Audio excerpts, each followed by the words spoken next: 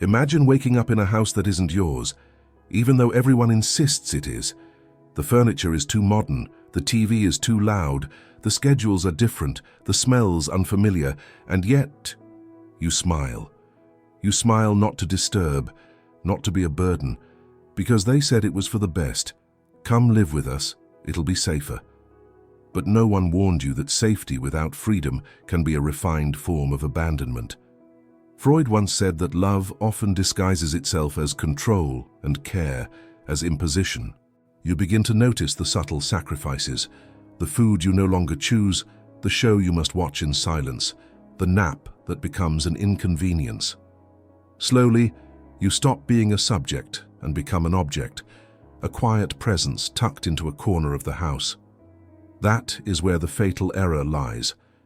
Because according to Freud, when an individual's identity dissolves to fit someone else's desire, the deepest kind of suffering is born, not the kind that screams, but the one that quietly eats you from within. Ask yourself, does physical proximity truly mean emotional closeness? Did your child welcome you out of love or out of guilt? And more importantly, are you really being seen or merely tolerated? Freud believed the worst kind of loneliness isn't being alone, but being with others and feeling invisible. Moving in with your children may seem like a logical choice, but behind that logic often hides an unconscious fantasy of repair, a hope that lost time can somehow be recovered under the same roof. But emotional bonds are not repaired through routine. They require space, autonomy, and mutual respect. When a parent enters a child's home, they don't just bring a suitcase, they carry a whole story full of projections, expectations, and unresolved guilt. And if that terrain isn't prepared with awareness, what once seemed like comfort can turn into an emotional minefield. As Freud said, nothing that deeply affects us is ever just about the present. It is always an echo of the past left unresolved. Perhaps the greatest mistake isn't in going, but in hoping that this move will fill a void that only self-awareness can heal. Because living with your children can be love, but it can also be erasure. And there is a fine line between embracing and suffocating, between protecting and paralyzing. At 70 or beyond, the greatest gift you can give yourself might not be a new address, but the courage to remain whole, even if that means living elsewhere. There is a dangerous illusion that quietly grows with age, the belief that a parent's natural place in old age is inside the home of their children. Many over 70 convince themselves that moving in with their adult child is the final gesture of a life well lived, a cycle closing in warmth and reciprocity. But Freud would argue otherwise. The unconscious does not operate on such rational grounds. It moves like an undercurrent, shaped not by logic but by unresolved conflicts, hidden resentments, and the lingering shadows of childhood wounds disguised as love. When a parent enters the home of their child, they bring more than just suitcases and medicine. They carry with them a mirror, one that reflects everything the child never wished to see again. And so, tension begins to settle like dust in the corners. Meals are wrapped in silence. Acts of kindness carry the weight of obligation. The bond, once rooted in affection, begins to feel transactional. Freud believed that the home is the theater where repressed desires resurface, and cohabitation pulls open curtains that were never meant to rise again. Old age is not the peaceful dusk so often sold in brochures. It is, more often than not, the season when ghosts return. And if those ghosts have also taken root in the hearts of the children, then what should be comfort turns into quiet war. The aging parent seeking warmth may become the trigger for all the unresolved anxieties of the adult child, who now sees in their parent's fragile body the very source of past repression, disappointment, or emotional abandonment. The house, then, is no longer a home. It becomes a battlefield of the psyche. What's most tragic is that all this unfolds in silence. There are no screams, no dramatic outbursts, only the tired eyes of a mother who doesn't understand why her son avoids sitting beside her at dinner, the tight smile of a daughter-in-law whose patience wears thinner each time her father-in-law repeats the same story. These are not mere irritations. To Freud, they are symptoms, the unconscious speaking through gestures, glances, and sighs, for what is not spoken repeats itself. And the elderly parent is no longer living a new chapter, but a haunting sequel of a play that never ended. Moving in with your children may seem like a wise decision, but when that decision is born out of fear of loneliness, irrelevance, or death, it becomes a trap. The parent, who once carried wisdom, autonomy, and a voice, finds themselves acting in a script written by someone else. The child, trying to help, becomes a warden of invisible walls. And thus love in its unconscious form begins to deform. Freud warned us, the deepest human dramas are not in what we see, but in what quietly brews beneath. There is a dangerous illusion that quietly grows with age, the belief that a parent's natural place in old age is inside the home of their children. Many over 70 convince themselves that moving in with their adult child is the final gesture of a life well lived, a cycle closing in warmth and reciprocity. But Freud would argue otherwise. The unconscious does not operate on such rational grounds. It moves like an undercurrent, shaped not by logic, but by unresolved conflicts, hidden resentments, and the lingering shadows of childhood wounds disguised as love. When a parent enters the home of their child, they bring more than just suitcases and medicine. They carry with them a mirror, one that reflects everything the child never wished to see again. And so tension begins to settle like dust in the corners. Meals are wrapped in silence. Acts of kindness carry the weight of obligation. The bond, once rooted in affection, begins to feel transactional. Freud believed that the home is the theater where repressed desires resurface, and cohabitation pulls open curtains that were never meant to rise again. Old age is not the peaceful dusk so often sold in brochures. It is, more often than not, the season when ghosts return. And if those ghosts have also taken root in the hearts of the children, then what should be comfort turns into quiet war. The aging parent, seeking warmth, may become the trigger for all the unresolved anxieties of the adult child, who now sees in their parent's fragile body the very source of past repression, disappointment, or emotional abandonment. The house, then, is no longer a home. It becomes a battlefield of the psyche. What's most tragic is that all this unfolds in silence.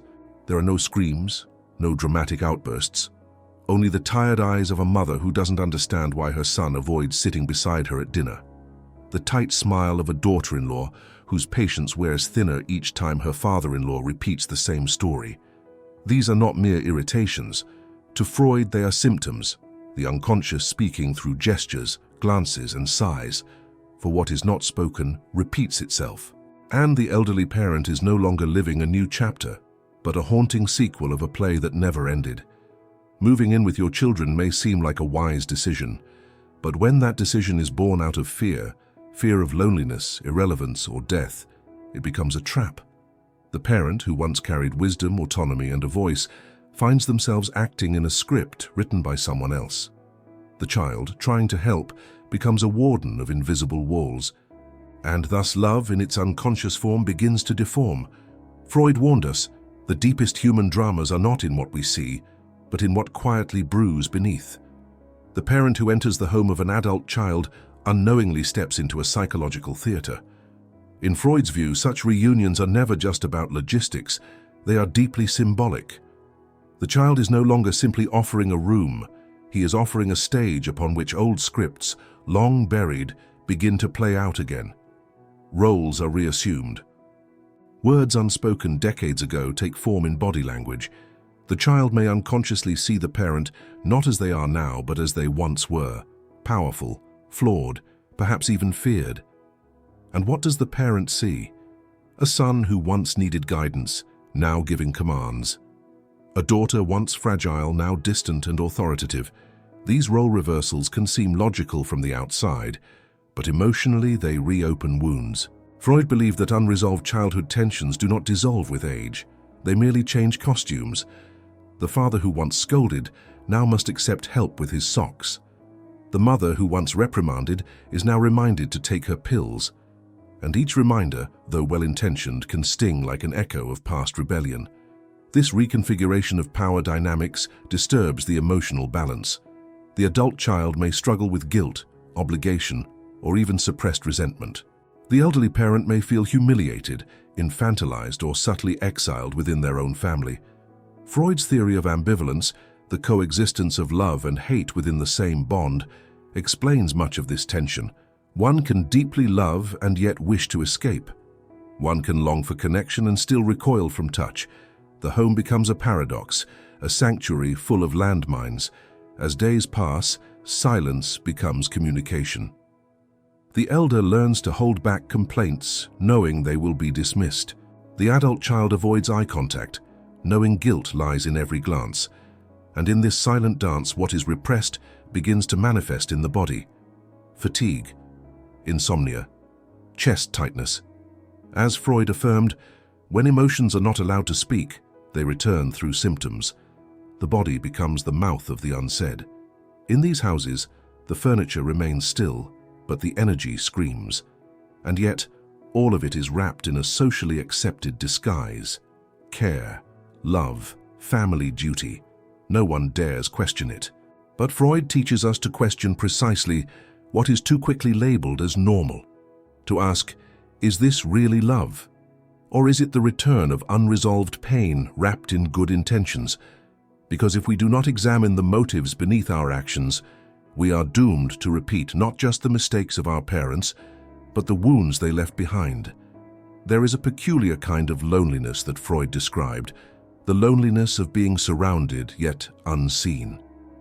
For the elderly parent living under their child's roof, this loneliness becomes acute. They are present in the daily rhythm of the house, yet emotionally absent. They become, in Freud's words, the forgotten object, something once vital, now relegated to the periphery of meaning. The TV hums, doors open and close, grandchildren play, but no one truly asks, how are you really? Such invisibility is not benign, it corrodes the sense of self. Freud believed that identity is sustained not just through autonomy, but through recognition.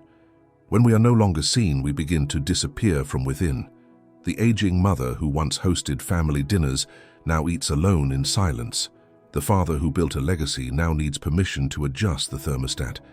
These are not just minor adjustments, they are symbolic acts of erasure, not by cruelty, but by the slow erosion of psychological space.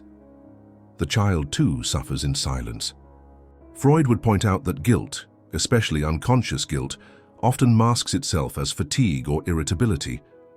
The adult child may snap, not because they are angry, but because they are overwhelmed by conflicting emotions, the desire to care, the fear of failing, the bitterness of lost time. These conflicting forces form an emotional knot that tightens with each passing day, and if untended, it explodes, not with violence, but with indifference. Over time, emotional survival becomes a matter of psychological dissociation. The elderly parent begins to withdraw, not to punish, but to protect. And the child distances themselves not from malice, but from inner fragmentation. Freud warned of this split, the inner division between what one feels and what one permits themselves to express. In these homes, politeness replaces intimacy, routines replace rituals, and what should be sacred, the bond between generations, becomes bureaucratic. And still no one speaks, because to speak would mean confronting truths that are too heavy. I feel like a guest in my own family, or worse, I feel like a burden. And what child can bear to hear that? What parent can admit it without shame? And so, silence prevails, not as peace but as repression. A silence that grows heavy, like a room with no windows and no door. In Freud's analysis, the unconscious always seeks expression, and when it is repressed for too long, it finds twisted paths to emerge. In homes where elderly parents and adult children coexist without clarity, the unconscious leaks into the air like gas, invisible but toxic. Passive-aggressive remarks, forgotten birthdays, sudden outbursts over trivial matters. These are not simply bad days. They are eruptions of a psychic pressure no one dared name. There is also a hidden resentment that simmers beneath caregiving. The adult child, despite all affection, may feel that the parent's presence invades their autonomy, that the very person who once controlled their freedom now occupies their space. Freud saw this as the return of the Oedipal conflict in symbolic form, the child's desire to separate from the parent, now reignited in adulthood. But now that desire is forbidden by morality, culture, and obligation. And so, the child suffocates in guilt, the parent drowns in loneliness, and the love between them turns into a fragile contract, renewed each morning with a silent nod and a bitter cup of coffee. These are not ungrateful children. These are not dramatic parents. These are humans, caught in the tragic repetition of unresolved roles. And unless someone breaks the pattern, the house will continue to feel like a beautiful prison, elegant on the outside, aching on the inside. What makes this dynamic even more dangerous is that society praises it. How lucky you are to live with your children, people say. But luck, in Freud's terms, is a superficial label for a deeper emotional contradiction. True connection is not measured by proximity, but by the freedom to be oneself within the bond. And if that freedom is absent, the relationship is no longer familial. It is ritualistic. Eventually, even the body begins to rebel. The elderly parent may suffer falls, confusion, or illness not just from age, but from internalized helplessness. Freud wrote that where the psyche is oppressed, the soma will speak. And perhaps that bruise, that dizzy spell, that chronic fatigue is the soul trying to be heard in a house where no one listens anymore. There comes a moment when the aging parent begins to question their place in the world, not as a philosophical exercise, but as a visceral ache. Do I belong here? Becomes a silent whisper in their daily routine, and the answer is often wrapped in ambivalence. Freud believed that identity is not static. It is a tension between our inner drives and the outer world. When the environment no longer reflects who we are, a fracture occurs. The elderly parent, now treated as fragile, dependent, even irrelevant, begins to internalize those labels, forgetting the force of will that once defined them. This psychological shrinking is not just emotional, it is existential.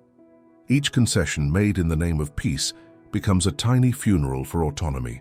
Asking permission to go outside, being told when to eat, having preferences dismissed as outdated. These are not harmless routines, they are rehearsals for symbolic death. And Freud taught us that the greatest suffering is not caused by what is done to us, but by what we allow ourselves to become when we no longer resist. The adult child, meanwhile, becomes the reluctant judge in a silent trial. Every decision carries weight. Every correction feels like betrayal. And every expression of frustration is followed by guilt. In this dynamic, no one truly wins. The child becomes overwhelmed, the parent becomes invisible, and the house, once a haven, becomes a psychological cage, crafted not by malice, but by ignorance of emotional complexity. What makes it more tragic is that both sides often love each other deeply. But love, Freud reminds us, is never pure. It is entangled with projection, repression, compensation. The child may project unresolved shame onto the parent. The parent may use guilt to reclaim lost authority. What seems like a family may actually be a web of unconscious demands, silently suffocating those caught within. And still, they stay. Out of duty, out of habit, out of fear. Because no one taught them that love also means distance, that care does not require closeness, and that sometimes the most compassionate act is to preserve one's own space. But Freud did teach it. And it's time we listened. There is a haunting pattern in families, the repetition of roles across generations. Freud called it the compulsion to repeat, where individuals unconsciously recreate the same conflicts they once endured, hoping for a different outcome. In the case of elderly parents moving in with their children, this repetition is dangerously subtle. The mother who once felt unloved by her own mother now seeks refuge in a daughter who, beneath her smile, carries the same coldness. The father who once feared abandonment now clings to a son who never truly learned how to stay. The child, in turn, may feel that they are correcting the mistakes of the past by welcoming their parent, but correction is not healing. It is reenactment.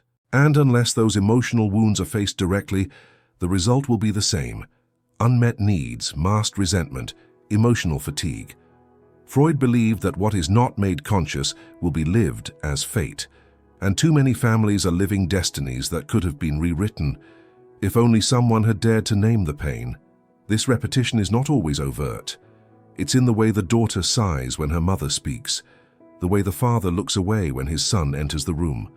Tiny gestures, invisible triggers, but they accumulate, they infect the atmosphere. They turn a shared living space into a stage where no one knows they are acting. And that, Freud warned, is the most dangerous kind of suffering, the one you live without knowing you're living it. The solution, paradoxically, is not more togetherness, but more awareness. To look at the parent not as a burden nor as a saint, but as a human being, complex, flawed, worthy. And for the parent to look at their child not as savior, nor as debtor, but as someone still learning how to hold their own life. Until this shift happens, love will continue to feel heavy, and homes will continue to echo with the unspoken.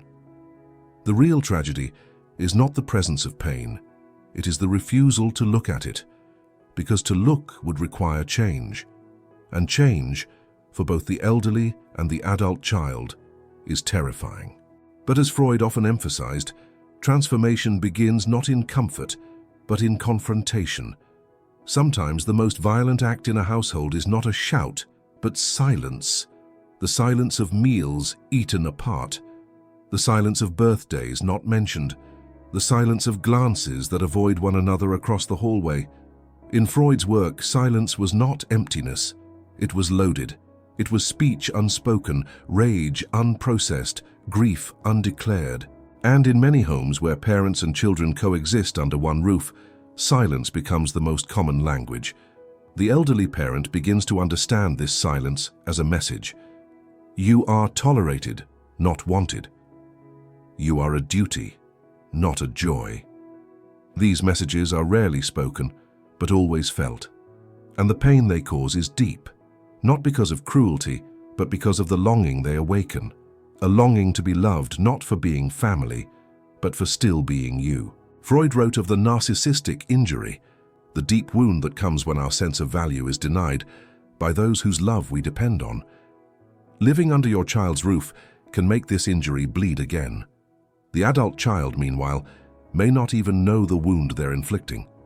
Their schedule is tight, their energy is low, their childhood trauma is unresolved, and they may believe they are doing their best, and perhaps they are. But Freud would say, intention does not cancel impact. And when love is not expressed clearly, it mutates into duty, into routine, into tension. The child may see themselves as a caregiver, but the parent feels like cargo. This emotional misalignment creates distance, and distance, when not acknowledged, becomes rupture. The parent withdraws to avoid judgment. The child hardens to avoid guilt. The air thickens. The home becomes quiet, but not calm.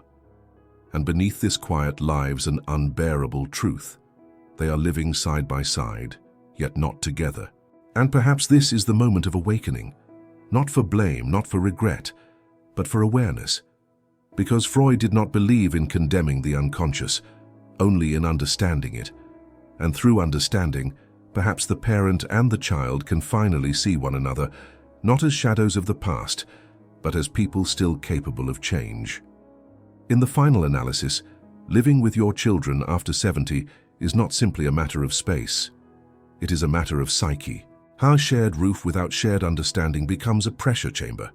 What was meant to be an act of love turns into a rehearsal for goodbye, not the physical goodbye, but the emotional one. And Freud reminds us, the pain of being unloved is second only to the pain of being forgotten. But it doesn't have to end in pain. The first step is truth, not the comfortable kind, but the kind that stings. The kind that says, I don't feel free here, or I need more than just presence and I need to feel I still matter. These confessions are not easy. They crack the surface of politeness. But in Freud's view, the only way out of repression is through the rupture it demands. Truth spoken, even if late, is better than silence buried. Perhaps the elderly parent must dare to live alone again, not as abandonment, but as reclamation. To rediscover a space where they are not reduced to a guest or a task or a relic, but seen as a full being. And perhaps the adult child must learn to love without absorbing, to care without controlling, to honor without suffocating. These are not simple tasks. They require maturity, they require therapy, they require grief, but above all, they require courage. In the end, love that clings becomes a chain. Love that sees becomes a bridge. Freud taught us that the task of every human is to become conscious of their needs, their fears, their past. And only through this awareness can we stop repeating the same old stories and begin to write new ones. Not of dependency, but of dignity. Not of sacrifice, but of self-respect. Not of proximity, but of presence. And so the question is not, should I live with my children? The question is, can we live together without losing who we are? If the answer is no, then perhaps the most loving choice is distance, not as escape, but as preservation. Because sometimes, to stay whole, we must choose to stand alone. In the end, what remains is not the furniture rearranged to make space for an elderly parent, nor the carefully prepared meals left untouched on the kitchen counter. What remains is the feeling, the silent truth pulsing beneath every interaction. Freud taught us that our deepest emotional realities are rarely spoken, but always lived. And in the delicate terrain between parent and child, love is not enough if it comes without clarity, boundaries, and recognition of each other's humanity. To truly care for someone is not to hold them close at all costs, but to know when closeness costs too much. Living with one's children after a lifetime of independence can seem like the natural next step. But what if it's a step backward, not forward? What if, instead of fostering connection, it reopens old wounds, reenacts unresolved dramas, and silently erodes what little sense of self still remains? Freud would say, when we move toward comfort without confronting the unconscious forces beneath our decisions, we don't escape pain, we invite it in disguise. And often what we call family harmony is simply the silence of truths too painful to face. This is not a condemnation of togetherness. It is a call for consciousness. Because where there is awareness, there is choice. And where there is choice, there is dignity. The question is not whether parents and children can live under the same roof, but whether they can do so without losing sight of each other as individuals, not roles.